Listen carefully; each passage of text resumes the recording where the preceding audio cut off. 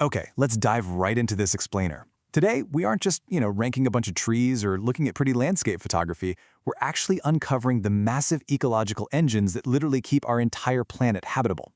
We're going to explore the top 8 largest forests in Africa, taking a look at their sheer, breathtaking scale, the really complex stakes of their survival, and what these giant natural borders actually mean for the future of our climate. So the very first thing we need to wrap our heads around is the human element.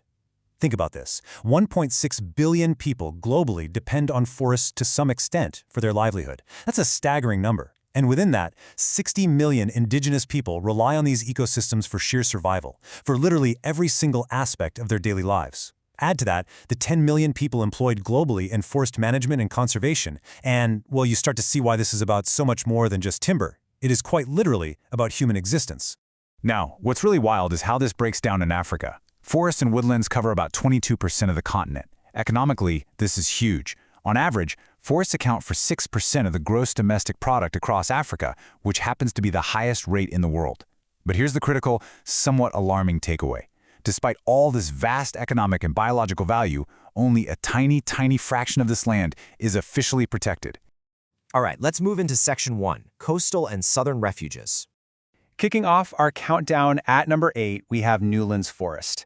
And, this isn't some super remote, hard-to-reach wilderness. It's actually a highly accessible walking and jogging destination perched right on the eastern slopes of Cape Town's famous Table Mountain in South Africa. Because it's so close to the city's southern suburbs, it sits at this fascinating intersection of urban life and nature, offering some really impressive eastward views right over the Cape Flats. But there's a real historical tension here. This area sits right at the natural transition zone between endangered granite fynbos and peninsula shale fynbos. In the late 1800s, though, much of that precious native flora was just stripped away and felled. And why? To make room for the commercial pine plantations that still make up a huge part of the land today. Moving inland to number 7, we hit a 4,000-hectare granite ridge in KwaZulu-Natal, South Africa, the Ongoye Forest. The history of this place is absolutely fascinating. The Zulu king Mampande was actually the very first known person to officially protect this exact forest, way back in the 1800s. It somehow managed to survive a brutal period of commercial logging in the early 20th century before finally securing its status as an official conservation area in 1992. And protecting this area, it is absolutely crucial. It's a spectacular haven for rare endemism. It shelters over 165 bird species, acting as a vital breeding ground for birds like the endangered spotted ground thrush. It also protects ultra-rare plant life you literally won't find anywhere else on Earth, things like the Zulu beadstring, the giant pock ironwood, and the incredibly unique pondo fig. Heading north to the Kenyan coast, we find number 6, Arabuko Sokoke Forest. Covering 420 square kilometers, this is actually one of the absolute largest remaining chunks of dry coastal forest in all of eastern and southern Africa. It was officially set up as a protected reserve in 1990 and is successfully run today by the Kenya Wildlife Service. This place is just bursting with life, boasting extremely high endemism. It's broken down into 3 totally distinct forest types: mixed forests, Brachystegia, and Cynometra. Each of these zones protects highly specialized communities of mammals, birds, and plants. It creates this breathtaking, dry coastal woodland where you can actually watch sunlight slicing through the canopy as incredibly diverse flocks of butterflies just fill the air. Moving right along, let's get into Section 2, Highland and Mountain Ecosystems. Scaling up in size, at an impressive 825 square kilometers, number 5 is the Budongo Forest in Uganda. Located just a short drive from Kampala, it holds a pretty massive ecological title. It is the absolute biggest mahogany forest found in the entire region of East Africa.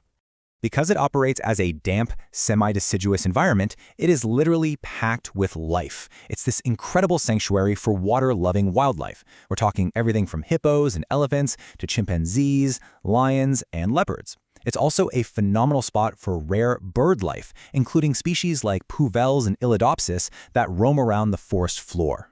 Number 4 takes us to a seriously impressive geographical feature, the Mount Cameroon and Bioko Mountain Forest.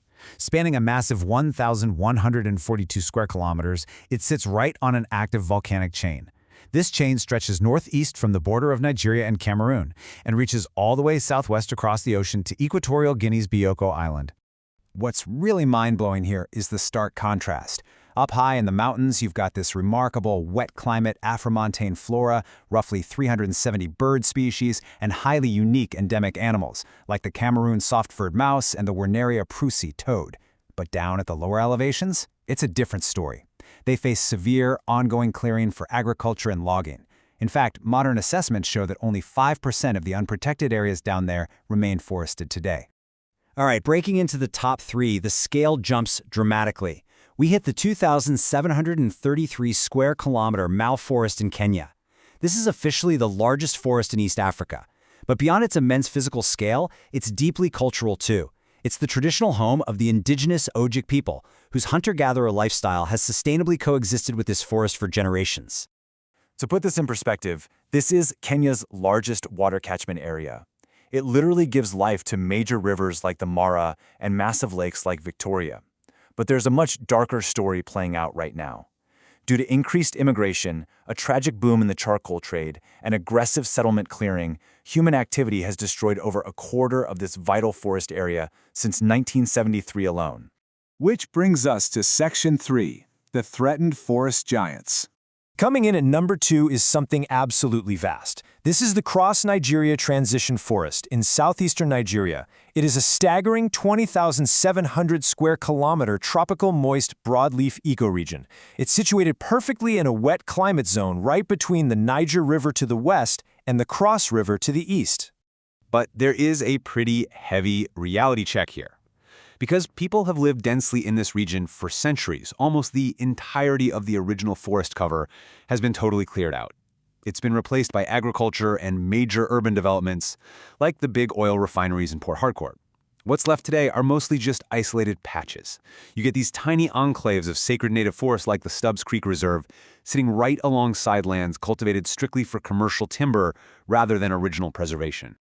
So, we've seen some incredible diversity, complex threats, and massive scale so far in this explainer. But I want you to think for a second.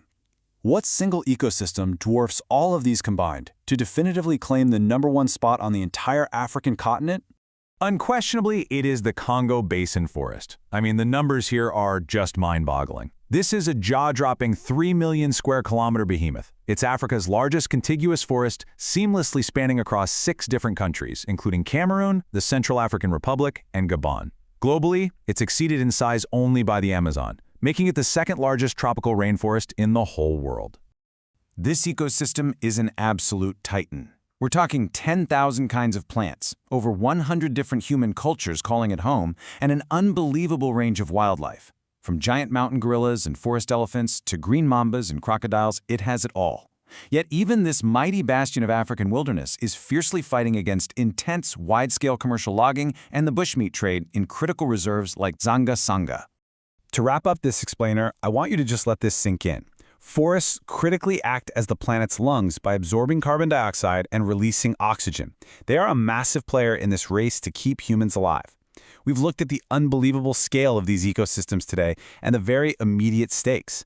As the lungs of our planet face unprecedented threats from development and logging, the biggest question isn't just about their survival, it's about ours.